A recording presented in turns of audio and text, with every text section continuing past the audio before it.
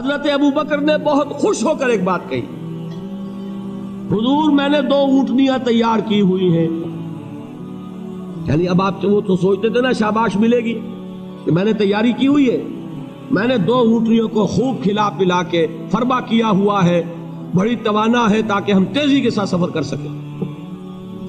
حضور نے توقف کیا، فرمایا ہاں ٹھیک ہے، 1 اونٹنی میں استعمال کروں گا لیکن میں اس کی قیمت ادا کروں گا. حضرت ابو بکر کی آنکھوں میں آنسو آ گئے، روتے ہوئے کہا حضور مجھ سے یہ مغایرت، کیا یہ جان اور مال کسی اور کے لیے ہے؟ آپ مجھ سے بھی کہہ رہے ہیں میری اونٹنی جو ہے وہ بھی بلا معاوضہ آپ قبول نہیں فرما رہے. یہ ہے محمد الرسول اللہ کی غیرت اور حمیت کا معاملہ. ہمارا معاملہ جو ہے دین کی دعوت و تبلیغ کے اعتبار سے بالکل کچھ مختلف بنا ہوا ہے. اسی لیے وہ عزت نہیں، وہ وقار نہیں. یہاں یہ حال ہے کہ حضور کے خسر ہیں، جان نثار ہیں، یار غار ہیں، سب کچھ ہیں، لیکن وہاں بھی یہ معاملہ ہے کہ ٹھیک ہے اونٹنی کی میں قیمت ادا کروں. بہرحال میں جو عرض کر رہا تھا وہ یہ ہے کہ چونکہ رسول کو اجازت نہیں تو فرمایا گیا وَاصْبِرْ لِحُکْمِ رَبِّكَ وَلَا تَكُنْ كَصَاحِبِ الْحُوتِ. دیکھنا وہ جو یونس علیہ السلام جو انہوں نے کیا تھا اجازت آئے بغیر، وہ اپنی قوم کو چھوڑ کر کسی اور وجہ سے نہیں گئے تھے دین کی حمیت اور غیرت کی وجہ سے. یہ بدبخت بات سننے کو تیار نہیں ہے تو دفع ہو، میں کہیں اور جا کر اللہ کی بات کہیں سناؤں گا، لیکن اجازت کے بغیر نہیں جا سکتے. یہی وجہ ہے کہ پکڑ ہوئی، گرفت ہوئی اور مچھلی کے پیٹ میں رہے. وہاں وہ لا الہ الا انت سبحانک انی کنت من الظالمین، اور وہاں سے پھر اللہ تعالیٰ نے نجات دی، مچھلی نے انہیں اگل دیا ساحل کے اوپر. یہ ایک لمبی بات ہے.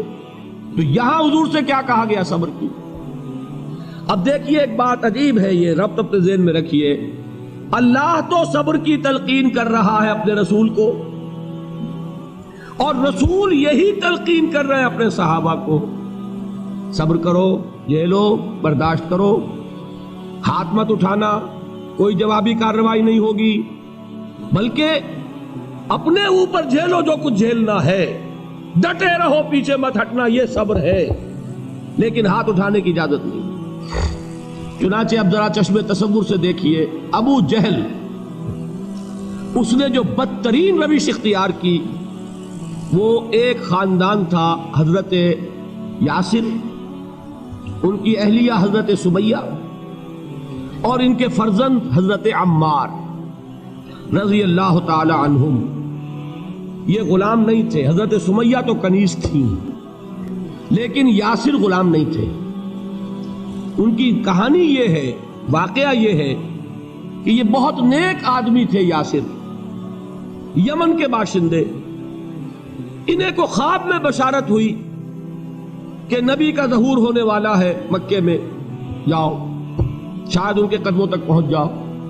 جیسے حضرت سلمان فارسی کی بات میں نے آپ کو بتائی، وہ تو خواب کی بشارت نہیں تھی، وہ ان کے غور و فکر کا معاملہ تھا. انہوں نے وہ جو آگ کی پوجا پاٹ ہے اس کو چھوڑا اور سفر کیا، اور پھر انہیں خبر دی ایک راہب نے کہ کھجوروں کی سرزمین میں آخری نبی کا ظہور ہونے والا ہے، جاؤ شاید قسمت یابری کرے. انہیں خواب آیا تھا.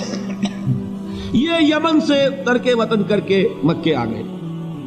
ابو جہل کا ایک چچا تھا، بہت شریف النفس انسان، اس کے ساتھ معاہدہ کیا حلیف بن کر، اور وہ مکے میں رہنے لگے. اس لیے کہ یہ نوٹ کر لیجئے، مکہ اس وقت ایک قبیلے کا شہر تھا، صرف قریش. یا قرشی رہ سکتا تھا وہاں، یا قرشی کا حلیف. اگر کسی کے ساتھ اس کی، جیسے آپ کو معلوم ہے یہاں کاروبار وغیرہ کرنے میں سعودی عرب میں شراکت جو ہے وہ کسی لوکل سعودی کے ساتھ ہوگی تو آپ کر سکتے، وہ کفیل ہے، ورنہ آپ کچھ نہیں کر سکتے. اسی طرح کی بات وہاں تھی کہ اگر تو کسی قرشی نے آپ کو امان دی ہوئی ہے تو آپ رہ سکتے ہیں مکے میں، ورنہ نہیں. یا تیسرے قرشی کا غلام تو ملکیت ہی ہے اس کی، جیسے بھیڑ بکری ہے کسی قرشی کی، اسی طرح اس کے غلام ہے. یہ 3 کیٹیگریز تھی انسانوں کی مکے میں. اسی کو نوٹ کیجئے کہ جو بیچارے غلام تھے وہ سب سے زیادہ ستائے گئے، اس لیے کہ غلاموں کے تو حقوق ہی کوئی نہیں تھے. ان کو تو اگر کوئی شخص اپنے غلام کو ذبح کر دیتا تھا تو ابھی کوئی پوچھنے والا نہیں. بالکل ایسے ہی ہے نا. آپ کی بکری آپ نے ذبح کی, گوشت کھا لیا, کوئی آپ سے کوئی پوچھ سکتا ہے؟ جب ملکیت ہے, آپ کی بکری آپ کی تھی, آپ نے ذبح کر دی. غلام آپ کی ملکیت تھا, آپ نے ختم کر دیا. کوئی اس میں جرم نہیں, کوئی باس پرس نہیں. یہ تھا حال غلاموں کا. بلال غلام تھے, ابو فقی غلام تھے, زنیرہ ایک کنیز تھی. ان کو جو ماریں پڑی ہیں اس کا آپ کو معلوم ہے. حضرت بلال کے ساتھ جو کچھ امیہ ابن خلف نے کیا, کہ جس طریقے سے کہ حیوانوں کی لاشیں جو ہے کھینچ کر گھسیٹ کر لے جائی جاتی ہیں, ان کی گردن میں رسی ڈال کر گھسیٹتے, اسی طریقے سے حضرت بلال کے گردن میں رسی ڈال کر ٹھیک دوپہر کے وقت مکے کی سنگلاخ گلیوں کے اندر گھسیٹا جاتا تھا. نیچے زمین جل رہی ہے توے کی طرح, اور ویسا بھی ہوتا تھا کہ چت لٹا دیا, اوپر سے وہ آگ مکے کا, کہ سورج جو ہے ذرا نوٹ کیجئے, آگ برسا رہا, نیچے زمین توے کی طرح جل رہی, اور ایک بھاری سل بھی لا کر جو ہے سر پر رکھ دی, چھاتی پر رکھ دی گئی ہے کہ آواز نہیں نکل رہی, جھاگ نکل رہے منہ سے. لیکن اس حال میں بھی احد احد احد, ایک ایک اللہ, قل هو اللہ احد, الفاظ نکل رہے. یہ ہے وہ صبر, یہ ہے وہ صبر. صبر علی الابتلاء, صبر علی الایذاء. یہ ابتلاء اور ایذاء پر صبر ہے. جھیلو, برداشت کرو, اس توحید پر قائم رہو, محمد کی رسالت کے اقرار کرتے رہو صلی اللہ علیہ وسلم, لیکن ہاتھ نہیں اٹھانا. اب میں آپ کو بتا رہا تھا یہ تو غلام تھے, یہ جو تھے یاسر یہ حلیف تھے, غلام تو نہیں تھے نا. البتہ وہ ابو جہل کے چچا کی کنیز تھی یہ سمیہ, انہوں نے اجازت لے کر ان سے نکاح کر لیا. یہ تو کنیز رہیں گی. بیٹا جو ہوا وہ بھی ایک طرح سے جب کنیز زیادہ ہے تو غلام ہو گیا, عمار ابن یاسر. وہ جو شخص تھا بہت شریف النفس ابو جہل کا چچا, وہ مر گیا. اب ابو جہل جو ہے اس خاندان کا سربراہ ہے, لہذا یہ تینوں جو افراد ہیں وہ اس کے رحم و کرم پر ہے. یاسر کو بھی پروٹیکشن اگر ہے تو ابو جہل کی ہے, ابو جہل جو چاہے کرے, اور سمیہ تو کنیز ہے ہی, اس کا تو کوئی حق ہے ہی نہیں, جو چاہے کرے. اور عمار ان دونوں کا بیٹا ہے, لہذا بدترین معاملہ کیا ابو جہل نے ان تین افراد کے ساتھ. حضرت سمیہ کے ساتھ جو کچھ کیا گیا ہے آپ اس کا تصور نہیں کر سکتے. بالآخر جو شہید کیا ہے حضرت سمیہ کو, ایذائیں دے دے کے, سسکا سسکا کے, ان کے جسم کے نازک حصوں کو جلا کے, داغ دے کر. کہتا کیا تھا, ایک دفعہ کہہ دو کہ میرا جو یہ بت ہے یہ بھی الہ ہے, مان لو, میں چھوڑ دوں گا. تنگ آ گیا, کسی طریقے سے ایک دفعہ کہہ دو پھر میں چھوڑ دوں گا. لیکن یہ میاں بیوی حضرت یاسر اور حضرت سمیہ رضی اللہ تعالی عنہما, یہ ہے ثبات, یہ ہے صبر, یہ ہے استقلال. ایک مرتبہ بھی کہنے کے لیے تیار نہیں, جو چاہو کر لو, اب ہم تو اس سے پیچھے نہیں ہٹے. تنگ آ کر اس نے حضرت سمیہ کی تو شرمگاہ میں برچھا مارا اور شہید کیا. حضرت یاسر کے بارے میں ایک روایت یہ ہے, ستا ستا کے, تنگ کر کر کے, آخر کار جو ختم کیا, انہیں شہید کیا کس طرح, 4 سانڈ اونٹ جوان, ان سے رسے باندھے, ایک رسے سے ایک بازو باندھا, دوسرے سے دوسرا بازو باندھا, تیسرے سے ایک ٹانگ باندھی, چوتھے سے دوسری ٹانگ باندھی, اور چاروں کو دوڑایا ہے کہ جسم کے پرکھتے ہوئے.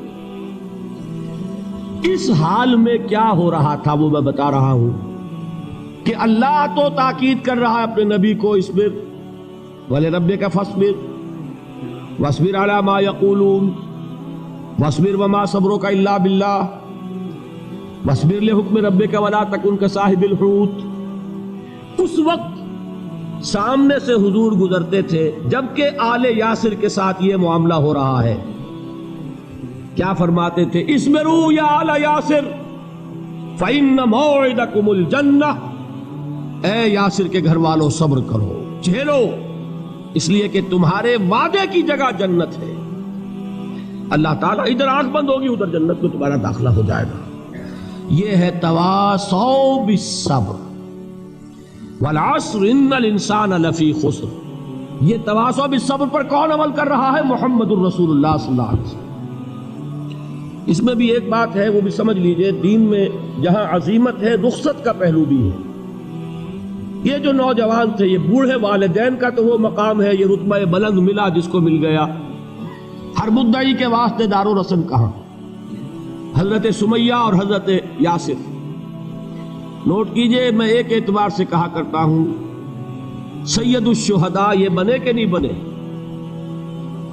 ان کو جو فوقیت حاصل ہوئی، الفضل للمتقدمین، سب سے پہلی جان دینے والی یہ خاتون اور سب سے پہلی جان دینے والا اللہ کے لیے، توحید کے لیے، محمد کی رسالت کے لیے صلی اللہ علیہ وسلم۔ دے تو بھی محمد کی صداقت کی گواہی۔ یہ صداقت کی گواہی دیتے ہوئے انہوں نے اپنی جانیں دے دی۔